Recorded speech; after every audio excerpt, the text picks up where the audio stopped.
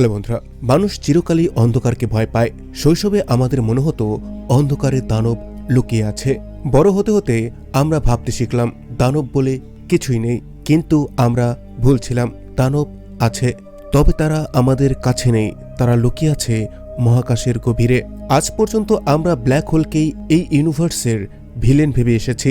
আমরা ইন্টারস্টেলার দেখেছি, আমরা সেগিটারিয়াস এ এর ছবিও দেখেছি, কিন্তু আজ আমি আপনাদের যার সঙ্গে পরিচয় করাতে যাচ্ছি সে কোনো সাধারণ ব্ল্যাক হোল নয়, সে একটি ইউনিভার্স ব্রেকার।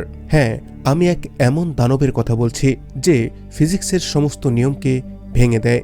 এটার বিশালতাকে বোঝাতে সুপারম্যাসিভ শব্দটিও ছোট পড়ে যায়, তাই বিজ্ঞানীরা তৈরি করেছেন একটি নতুন শব্দ, আল্ট্রাম্যাসিভ ব্ল্যাক হোল। এর ভর, এর শক্তি আর এর ক্ষুধা সবই আমাদের কল্পনার বাইরে। আর এই দানবটির নাম টন 618। আজকে আমরা যাব ইউনিভার্সের সেই কোণে যেখানে আলো যেতে ভয় পায়। কিন্তু টন 618 এর গল্প শুরু করার আগেই আমাদের সময়ের চাকাকে অনেকটা পেছনে ঘোরাতে হবে। বিগ ব্যাং এর ঠিক পরেই ইউনিভার্স ছিল ভীষণই গরম। তারপর ধীরে ধীরে ইউনিভার্স প্রসারিত হতে লাগলো আর ঠান্ডা হতে শুরু করলো। এরপর এলো একটি এমন সময় যাকে জ্যোতির্বিজ্ঞানীরা বলেন কসমিক ডার্ক এজ। এই সময় ইউনিভার্সে কোনো তারা ছিল না, কোনো গ্যালাক্সিও ছিল না, ছিল শুধু হাইড্রোজেন আর হিলিয়াম গ্যাসে ভরা গভীর অন্ধকার। এই অন্ধকার টিকেছিল কোটি কোটি বছর, কিন্তু এই নীরবতার আড়ালেও গ্র্যাভিটি তার কাজ চালিয়ে যাচ্ছিল। সাধারণ অবস্থায় গ্যাসের মেঘ ভেঙে ছোট ছোট তারা তৈরি হয়, কিন্তু তখনকার ইউনিভার্সে কিছু জায়গা ছিল যেখানে গ্যাসের মেঘ ভাঙেনি, সেগুলো সরাসরি ধসে পড়েছিল। ভাবুন তো, একটি গ্যাসের মেঘ যা আমাদের পুরো সৌরজগৎ থেকেও বড়, নিজেরই গ্র্যাভিটির চাপে সংকুচিত হয়ে একটি মাত্র বিন্দুতে ধসে যাচ্ছে। এখানে কোনো নিউক্লিয়ার ফিউশন হয়নি, কোনো তারার জন্ম হয়নি, সেখানে সরাসরি তৈরি হয়েছে ইভেন্ট হরাইজন। এই প্রক্রিয়াকে বলা হয় ডাইরেক্ট কোল্যাপস ব্ল্যাক হোল। আর এটাই ছিল টন 618 এর বীজ। জন্মের সময় এই বীজ বা শিট এতটাই ভারী ছিল যতটা আজকে 10,000টি সূর্য একসঙ্গে করার পরে হবে। এটি ছিল একটি মনস্টার বেবি যে জন্মের সঙ্গে সঙ্গেই ক্ষুধার্ত ছিল, আর চারপাশে ছিল খাবারের বিশাল বুফে। বন্ধুরা, গল্পের শুরু হয় আজ থেকে প্রায় 70 বছর আগে, সাল 1957। Location Mexico. সেখানে একটি অবজারভেটরি আছে, টোনান জিন্টলা অবজারভেটরি। অ্যাস্ট্রোনমাররা রাতের আকাশকে স্ক্যান করছিলেন। তাদের কাজ ছিল নতুন তারার খোঁজ করা। তারা ক্যামেরায় ছবি তুললেন এবং সেগুলো ডেভেলপ করলেন। কিন্তু তখন বিজ্ঞানীরা কিছু অদ্ভুত দেখলেন। কিছু তারা ছিল নীল রঙের, কিন্তু ওই সমস্ত তারাগুলো সাধারণ তারার মতো আচরণ করছিল না। তারপর বিজ্ঞানীরা সেই তারাগুলোর কিছু তালিকা তৈরি করলেন, আর ওই তালিকার 618 নম্বর অবজেক্টের নাম রাখলেন টন 618। তখন কেউ জানতো না যে এটি আসলে কি। সবাই ভাবল এটি শুধুমাত্র হালকা নীল একটি তারা হবে যা আমাদের গ্যালাক্সির প্রান্তে বসে আছে। তারপর বিজ্ঞানীরা এটিকে সাধারণ তারা ভেবেই ফাইলটিকে বন্ধ করে দেয় এবং 13 বছর পর 1970 সালে এলো রেডিও অ্যাস্ট্রোনমির একটি যুগ। বিজ্ঞানীরা বিশাল বিশাল ডিশ অ্যান্টেনা মহাকাশের দিকে ঘোরালেন। তারপর তারা লক্ষ্য করলেন মহাকাশের একটি নির্দিষ্ট জায়গা থেকে আসছে ভীষণ শক্তিশালী রেডিও তরঙ্গ। কোঅর্ডিনেট চেক করে দেখা গেল ওটাই টন 618। বিজ্ঞানীরা বিভ্রান্ত হয়ে পড়লেন। একটি ছোট্ট নীল তারা কিভাবে এত উচ্চ শক্তির রেডিও তরঙ্গ ছড়াতে পারে? আর এখানেই এন্ট্রি নিলেন একজন অবিশ্বাস্য অ্যাস্ট্রোনমার, মেরি হেলেন উলারিক। তিনি টন 618 এর আলোর স্পেকট্রামকে বিশ্লেষণ করলেন। বন্ধুরা, মহাকাশে কোনো বস্তু কত দূরে আছে তার জানার জন্য আমরা ব্যবহার করি রেডশিফট। যেমন দূরে যেতে থাকা কোনো ট্রেনের শব্দ বদলে যায়, ঠিক তেমনি কোনো গ্যালাক্সি যত দূরে সরে যায় তার আলো তত লাল দিকে সরে যায়। যত বেশি রেডশিফট তত বেশি দূরত্ব। যখন মেরি হেলেন টন 618 এর রেডশিফট দেখলেন তখন তার হোশ উড়ে গেল। এই অবজেক্ট আমাদের গ্যালাক্সিতে নয়, এমনকি পাশের গ্যালাক্সিতেও নয়। এটি আমাদের থেকে প্রায় 10.4 বিলিয়ন আলোকবর্ষ দূরে আছে। 10.4 বিলিয়ন। আপনি বুঝতে পারছেন এর মানে কি? আমরা আজ যে আলো দেখছি তা বেরিয়েছিল তখন যখন আমাদের এই পৃথিবীরই জন্ম হয়নি। এটি ইউনিভার্সের শৈশবের আলো। তাহলে প্রশ্ন উঠল, এত দূরে হলে এটিকে এত উজ্জ্বল কেন দেখাচ্ছে? এই দূরত্ব থেকে তো পুরো একটি গ্যালাক্সি শুধু ঝাপসা দাগের মতো দেখানোর কথা, কিন্তু টন 618 ঝলমল করছিল। তখন বিজ্ঞানীরা বুঝলেন এটি তারা নয়, এটি গ্যালাক্সিও নয়, এটি একটি কোয়েসার্স।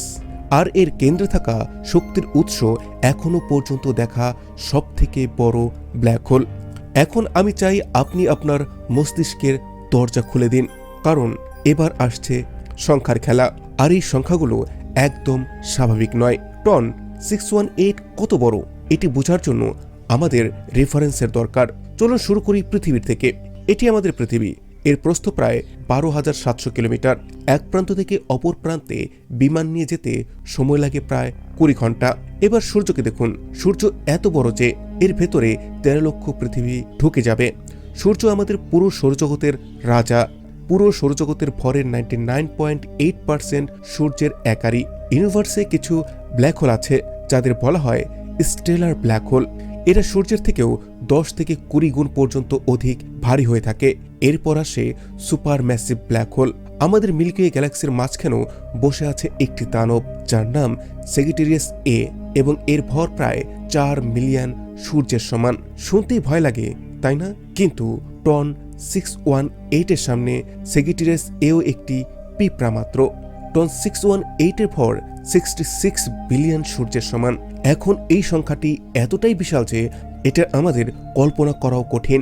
এভাবে ভাবুন, যদি সেজিটেরিয়াস এ একটি টেনিস বল হয় তাহলে টন 618 হবে একটি পুরো মাউন্ট এভারেস্ট। এবার যদি এর ব্যাসের কথা বলি, ব্ল্যাক হোলের সীমাকে বলা হয় ইভেন্ট হরাইজন। নেপচুন আমাদের সৌরজগতের শেষ গ্রহ। সূর্য থেকে 4.5 বিলিয়ন কিলোমিটার দূরে আছে। যদি টন 618কে সূর্যের জায়গায় বসানো হয় তাহলে এর প্রান্ত নেপচুনও থামবে না, হাজার হাজার গুণ আরও এগিয়ে যাবে। টন 618 এর ব্যাস প্রায় 390 বিলিয়ন কিলোমিটার। আলো যা 1 সেকেন্ডে 3 লক্ষ কিলোমিটার গতিতে চলে, এই ব্ল্যাক হোলের এক প্রান্ত থেকে অন্য প্রান্তে যেতে তার সময় লাগবে কয়েক সপ্তাহ, যেখানে আমাদের পুরো সৌরজগৎকে পার হতে আলোর লাগে মাত্র কয়েক ঘন্টা। এই দানবের ভেতরে 11টি সম্পূর্ণ সৌরজগৎ সরাসরি ঢুকে যেতে পারে। এর আকার ফিজিক্সকে ভয় দেখায়, কারণ প্রকৃতিতে এত বড় কিছু থাকার কথাই নয়। এখন 1 মিনিট থামুন। আপনার মাথায় নিশ্চয়ই একটি প্রশ্ন আসছে, বিজ্ঞানীরা কিভাবে 10 বিলিয়ন আলোকবর্ষ দূরের এক অদৃশ্য জিনিসের ওজন মাপল? উত্তর লুকিয়ে আছে এর গতিতে। ফিজিক্সের একটি সহজ নিয়ম আছে, কোনো বস্তু যদি কোনো ভারী অবজেক্টকে ঘিরে ঘুরে তাহলে তার গতি জানলেই মাঝখানের ভরকে বোঝা যায়। ভাবুন, আপনি দড়িতে বাঁধা একটি পাথর ঘোরাচ্ছেন। পাথর যত দ্রুত ঘুরে, দড়ি ধরে রাখতে ততই বেশি শক্তি লাগে। টন 618 এর চারপাশে যে গ্যাস ঘুরছে তার গতি বিজ্ঞানীরা মেপেছেন ডপলার ইফেক্টকে ব্যবহার করে। গ্যাস আমাদের দিকে এলে আলো নীল হয়, আর দূরে গেলে আলো লাল হয়।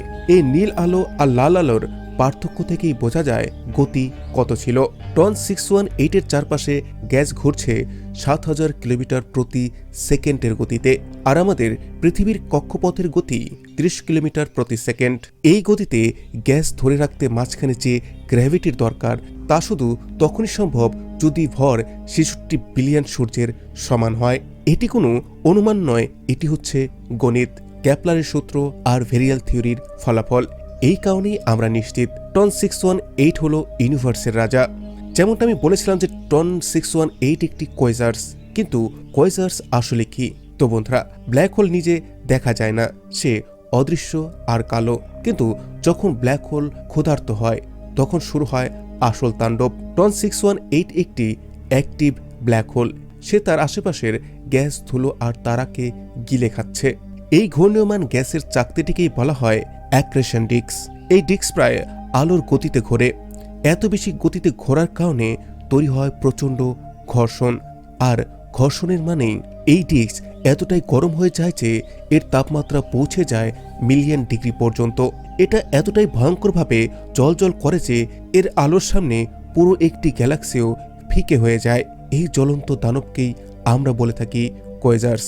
টন 618 হল ইউনিভার্সের সবথেকে উজ্জ্বল অবজেক্ট। এর উজ্জ্বলতা প্রায় 140 ট্রিলিয়ন সূর্যের সমান। ভাবুন তো, যদি টন 618 আমাদের থেকে ঠিক ততটাই দূরে থাকতো যতটা আজ আমাদের নিকটবর্তী প্রক্সিমা সেন্টারি, তাহলে পৃথিবীতে আর রাত হতো না। এর আলো এতটাই তীব্র হতো যে পৃথিবী পুরে ছাই হয়ে যেত। তাই এটি ভালোই হয়েছে যে এটি আমাদের থেকে 10 বিলিয়ন আলোকবর্ষ দূরে আছে। এই কোয়েজার্সগুলো শুধু উজ্জ্বল নয়, এরা ইউনিভার্সের সবথেকে বড় গান বা অস্ত্র বটে। ব্ল্যাক হোলের পোল থেকে শক্তির এক বিশাল বিম বের হয়, যাকে বলা হয় রিলেটিভিস্টিক জেট। এই জেটগুলো হাজার হাজার আলোকবর্ষ পর্যন্ত লম্বা হয়। এগুলো যেন এক একটি ফ্লেম থ্রোয়ার। এটা পথে পড়া যে কোনো গ্রহ বা নক্ষত্রকে সেকেন্ডের মধ্যে বাষ্পীভূত করে দিতে পারে। টন 618 শুধু বড় নয়, এটি ভয়ঙ্কর, হিংস্র আর সম্পূর্ণ বিশৃঙ্খল। এখন আসি টন 618 এর সবথেকে বিপজ্জনক অস্ত্রে, রিলেটিভিস্টিক জেট। এর আলোর বিমগুলো আসলে বের হয় কিভাবে? ব্ল্যাক হোল তো সবকিছুকে খেয়ে ফেলে, তাহলে এগুলো বাইরে ছুঁড়ে ফেলে কিভাবে? এখানেই কাজে আসে আইনস্টাইনের জেনারেল থিওরি অফ রিলেটিভিটির একটি ধারণা, যাকে বলা হয় ফ্রেম ড্র্যাগিং। টন 618 স্থির বসে নেই, এটা ঘুরছে, আর এটা এতটাই ভারী যে নিজের সঙ্গে সঙ্গে স্পেস টাইম ফেব্রিককেও ঘুরিয়ে দিচ্ছে। এই ঘূর্ণয়নের কারণে আশেপাশের ম্যাগনেটিক ফিল্ড লাইনেরাও পাক খেয়ে যায়। এগুলো এতটাই শক্তভাবে পেঁচিয়ে যায় যে একসময় সেগুলো বন্দুকের ব্যারেলের মতো আচরণ করতে শুরু করে। যে প্লাজমা ব্ল্যাক হোলে পড়তে যাচ্ছিল তার কিছু অংশ এই ম্যাগনেটিক লাইনে আটকে যায়। তখন গ্র্যাভিটি সেটাকে গিলে খাওয়ার বদলে এই লাইনের মাধ্যমে পোলের দিকে গাইড করে দেয়। তারপর বুম, ব্ল্যাক হোল সে মেটারকে আলোর গতির 99% বেগে মহাকাশে ছুড়ে দেয়। এই জেট এতটাই শক্তিশালী যে এটি তৈরি করে কোয়েজার্স ফিডব্যাক, মানে এই জেট আশেপাশের গ্যালাক্সিতে নতুন তারা তৈরি হতে দেয় না। গ্যাসকে এত গরম করে দেয় যে সেটা আর ঠান্ডা হয়ে তারায় পরিণত হতে পারে না। টন 618 শুধু একটি দানব নয়, সে নিজেই একটি গ্যালাক্সির স্বৈরশাসক। সে ঠিক করে এই গ্যালাক্সিতে নতুন তারা জন্মাবে কিনা। এখন আসে সেই প্রশ্নে যে বিজ্ঞানীদের রাতের ঘুমকে কেড়ে নিয়েছে। কেন বিজ্ঞানীরা বলেন যে টন 618 এর মতো আল্ট্রাম্যাসিভ ব্ল্যাক হোলকে অস্তিত্বে থাকারই কথা নয়? বন্ধুরা, ফিজিক্সের একটি সীমা আছে যাকে বলা হয় এডিংটন লিমিট। সহজে বলি, যখন ব্ল্যাক হোল খুব দ্রুত ম্যাটারকে খায় তখন প্রচুর রেডিয়েশন বাইরে বের হয়। এই রেডিয়েশন বাকি গ্যাসকে দূরে ঠেলে দেয়, মানে ব্ল্যাক হোল যত বেশি খেতে যাবে তার খাবার ঠিক ততটাই দূরে সরে যাবে। এই কারণেই ব্ল্যাক হোলের বড় হওয়ার একটি স্পিড লিমিট আছে। সমস্যা হলো টন 618কে আমরা দেখছি আজ থেকে 10.4 বিলিয়ন বছর আগের অবস্থাতে, মানে বিগ ব্যাংয়ের মাত্র 3 বিলিয়ন বছর পরের। মাত্র 3 বিলিয়ন বছরে শূন্য থেকে শুরু করে কোনো কিছুই কিভাবে 66 বিলিয়ন সূর্যের ভর পেল? এমনকি যদি জন্মের পর থেকে সে নন স্টপ খেতে থাকে, তবুও অঙ্ক বলছে এত বড় হওয়া গাণিতিকভাবে অসম্ভব। তাহলে এটা হলো কিভাবে? এখানেও বিজ্ঞানীদের হাতে কিছু থিওরি আছে। প্রথমটি ডাইরেক্ট কলাপস থিওরি। সম্ভবত এটি কোনো তারার মৃত্যুর ফল নয়। আর্লি ইউনিভার্সে এমন বিশাল গ্যাস ক্লাউড ছিল যেগুলো তারা না খেয়েই সরাসরি ধসে পড়েছিল, মানে স্টার হওয়ার ধাপকেই স্কিপ করে গেছে। ওগুলো সরাসরি ব্ল্যাক হোল হয়েছিল এবং জন্মের সময় মিলিয়ন সূর্যের সমান ভারী ছিল। দ্বিতীয়ত মার্জার থিওরি। হয়তো তখন ব্ল্যাক হোলগুলো খুবই দ্রুত একে অপরের সঙ্গে সংঘর্ষ করে মার্জ হচ্ছিল, কিন্তু এটা কি সত্যি আমরা এখনো নিশ্চিত নই। টন 618 হল ম্যাট্রিক্সের এক গ্লিচ। এটি ইউনিভার্সের আইনকে চ্যালেঞ্জ করছে। এর সাইজকে নিয়ে একটি অদ্ভুত ব্যাপার আছে। আমরা ব্ল্যাক হোলকে ভীষণই ডেন্স ভাবি। 1 চামচ নিউটন স্টারের ওজন মাউন্ট এভারেস্টের সমান, কিন্তু টন 618 এর ক্ষেত্রে ব্যাপারটি উল্টো। ফিজিক্সের একটি ফর্মুলা আছে, শোয়ারজচাইল্ড রেডিয়াস। ব্ল্যাক হোলের ভর যত বাড়ে তার ঘনত্ব তত কমে। এবার একটি মাথা ঘুরিয়ে দেওয়া তথ্য শুনুন। যদি আপনি টন 618 এর পুরো ভরকে তার ভলিউম দিয়ে ভাগ করেন, তাহলে তার গড় ঘনত্ব জলের থেকেও কম, বা বলা যায় হাওয়ার থেকেও কম ঘন। মানে যদি টন 618 এর সমান সাইজের একটি জলের বেলুন বানানো যায়, তাহলে সেটাও ফিজিক্সের অনুযায়ী একটি ব্ল্যাক হোল হয়ে যাবে। ইভেন্ট হরাইজন আসলে শুধু একটি জিনিস, point of no return. TON 618 এর ক্ষেত্রে এই সীমা সেন্টার থেকে এতটাই দূরে যে সেখানে টাইডাল ফোর্স খুবই দুর্বল। আপনি যদি টন 618 এর ইভেন্ট হরাইজনকে পার করেন, আপনি সেটা টের পাবেন না। আপনি মহাকাশে ভাসতে থাকবেন, সবকিছুই স্বাভাবিক লাগবে যতক্ষণ না আপনি অনেক ভেতরে চলে যাচ্ছেন। এটা একদম নিঃশব্দ ঘাতকের মতো। মৃত্যু আসবে কিন্তু কোনো শব্দ করবে না। চলুন এবার সায়েন্সের বই বন্ধ করি আর একটা যাত্রায় বের হই। ধরে নিন আমাদের কাছে একটি ফিউচারিস্টিক স্পেসক্রাফট আছে এবং আমরা টন 618 এর পাশ দিয়ে যাচ্ছি। জানলার বাইরে তাকালে প্রথমে আপনি দেখবেন এক বিশাল জলজলে অ্যাগ্রেশন ডিস্ক। এর রং হবে নীল, সাদা আর বেগুনি। এই রঙগুলি চরম তাপমাত্রার ইঙ্গিত দিচ্ছে। এই ডিস্ক এতটাই বিশাল যে এর আকার আমাদের পুরো সৌরজগতের থেকেও হাজার হাজার গুণ বড়। আপনি যত কাছে যাবেন সময় তত অদ্ভুত লাগবে। আইনস্টাইন বলেছেন, যেখানে গ্র্যাভিটি শক্তিশালী সেখানে সময় ধীরে চলে। একে বলে টাইম ডাইলেশন। টন 618 এর কাছে সময় প্রায় থেমে যাবে। আপনার জন্য হয়তো কয়েক মিনিট কাটবে, কিন্তু পৃথিবীতে তখন লক্ষ কোটি বছর কেটে যাবে। আপনি আপনার বন্ধু, পরিবার সবকিছুকে হারাবেন। এখন আপনি ডিস্কের ভেতরে ঢুকেছেন। এখানে রেডিয়েশন এতটাই বেশি যে আপনার স্পেসশিপের পরমাণুগুলো ভেঙে যেতে শুরু করবে। কিন্তু ধরুন কোনো ম্যাজিক শিল্ড আপনাকে বাঁচিয়ে রেখেছে। আপনার সামনে দেখা দেবে এক শূন্যতা, কালো গোলক, ইভেন্ট হরাইজন। মনে হবে আপনি যেন এক অনন্ত খাদে পড়তে যাচ্ছেন। পেছনে তাকালে ইউনিভার্স বিকৃত দেখাবে। গ্র্যাভিটি আলোকে বাঁকিয়ে দিচ্ছে। এটাকেই বলে গ্র্যাভিটেশনাল লেন্সিং। আপনি কি ইভেন্ট হরাইজন পার করে বেঁচে থাকতে পারবেন? অদ্ভুত হলেও হ্যাঁ, ছোট ব্ল্যাক হোল আপনাকে ইভেন্ট হরাইজনের আগেই গিলে ফেলবে। কিন্তু টন 618 এতটাই বড় যে হরাইজনের কাছে তার টাইডাল ফোর্স অনেকটাই দুর্বল। আপনি হরাইজন পার করবেন আর বুঝতেই পারবেন না। কিন্তু একবার পার হলে একটাই পথ, কেন্দ্রের দিকে, মানে সিঙ্গুলারিটির দিকে। ওখানে কি আছে? সেখানে কি ফিজিক্স শেষ হয়ে যায়, নাকি সেখানে অন্য ইউনিভার্স, নাকি শুধুই মৃত্যু? যে ভেতরে গেছে সে কখন আর ফিরে এসে বলতে পারেনি। আমরা বলি মহাকাশের শব্দ চলাচল করে না কারণ সেখানে ভ্যাকিউম, কিন্তু ব্ল্যাক হোলের আশেপাশের গ্যাস মেঘ থাকে, সেখানে মাধ্যম আছে। নাসা কিছু ব্ল্যাক হোলের শব্দ রেকর্ড করেছে আর সেগুলো কোনো হরর মুভির চেয়েও কম ভয়ঙ্কর নয়।